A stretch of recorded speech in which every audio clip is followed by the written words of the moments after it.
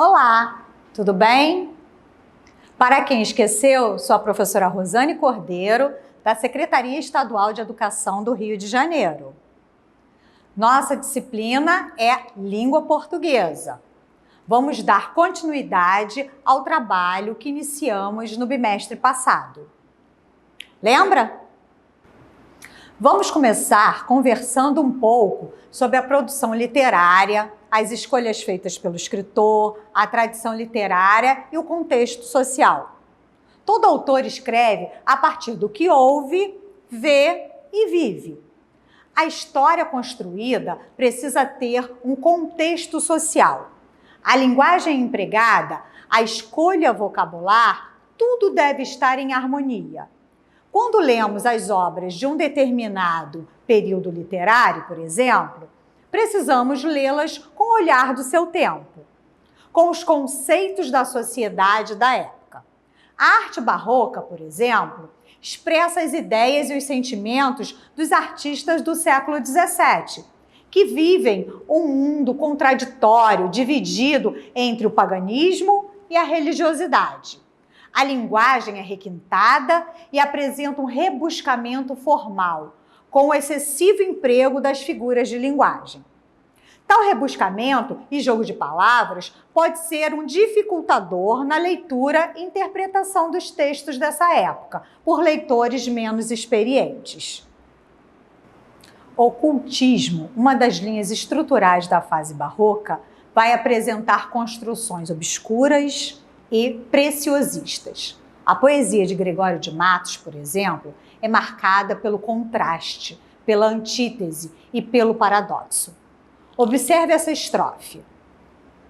Ardor em firme coração nascido, pranto por belos olhos derramado, incêndio em mares de água disfarçado, rio de neve em fogo convertido. Pode-se perceber que nos terceiro e quarto versos, o jogo de opostos, a contradição, incêndio, que seria fogo, versus mares, água, fogo e água. Rio de neve, água congelada, fogo, frio e quente. Esse jogo de palavras, esses contraditórios, tendem ao paradoxo. Como já vimos no bimestre anterior, o gênero dramático, diferente do que geralmente se pensa, não está relacionado aos dramalhões, caracterizados por grandes sofrimentos e muitas lágrimas. Trata-se de um tipo de texto escrito para ser encenado. Sua principal característica é a ausência de um narrador que conta a história. É como se a história simplesmente acontecesse no palco, a partir das falas das personagens. O enredo se constrói a partir do diálogo, que possui um fio condutor estabelecido pela relação de causa e consequência. Observe o texto Alto da Compadecida, de Ariano Suassuna.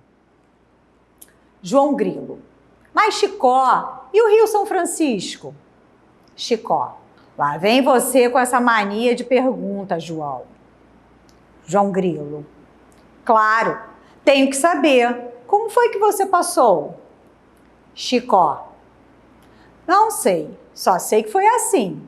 Só podia estar seco nesse tempo, porque não me lembro quando passei.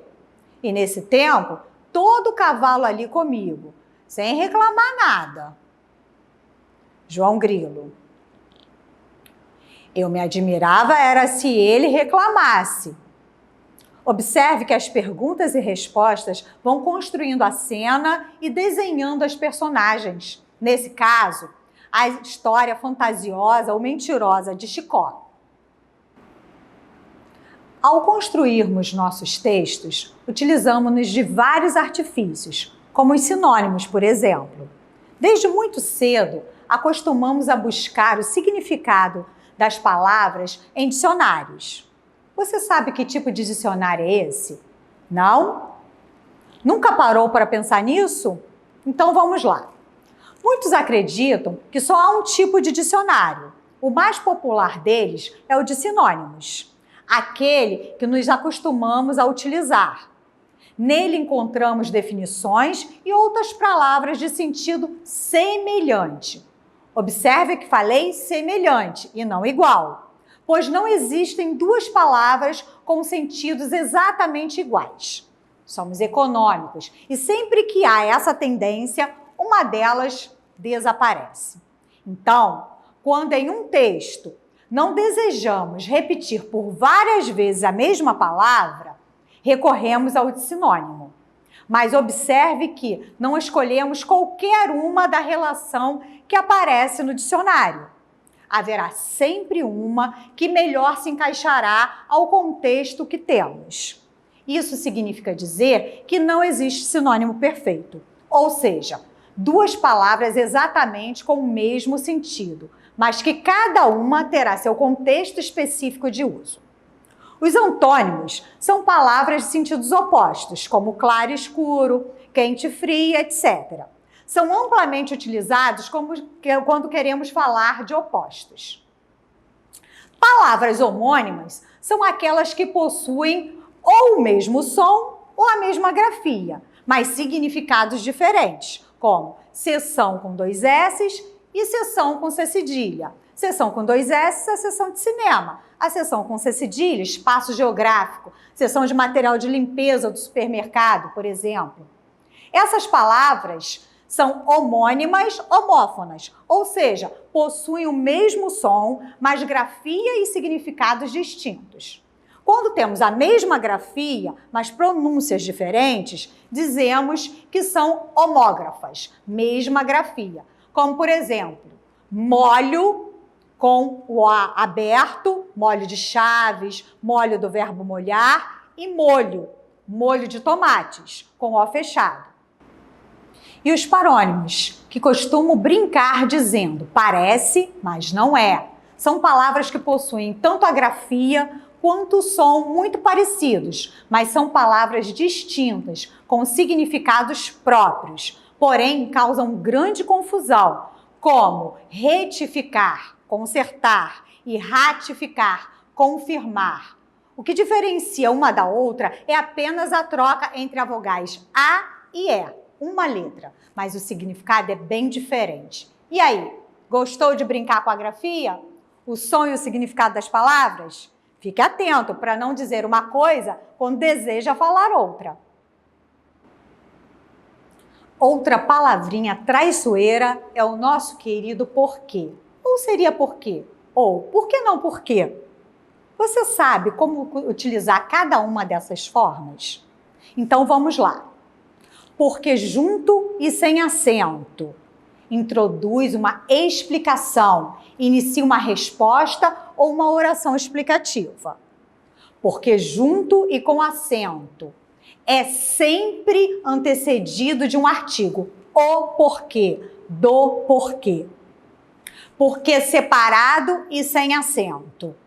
É geralmente utilizado no início de frases interrogativas, mas pode aparecer ligando duas orações. Neste caso, pode ser substituído por pelo qual, pela qual. Porque separado e com acento.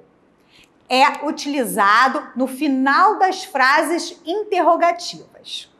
Viu como é simples? Agora é só praticar. Se precisar, faça umas anotações enquanto não memoriza. Você sabia que alguns pontos e vírgulas podem mudar a vida de uma pessoa? Certamente você já viu ou leu uma dessas brincadeiras que circulam pelas redes sociais. Um homem muito rico estava mal de saúde e pediu caneta e papel e escreveu assim: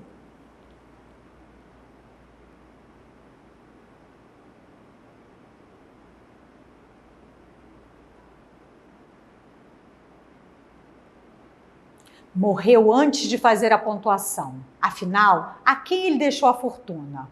Eram 4 concorrentes, a irmã, o sobrinho, o alfaiate e os pobres.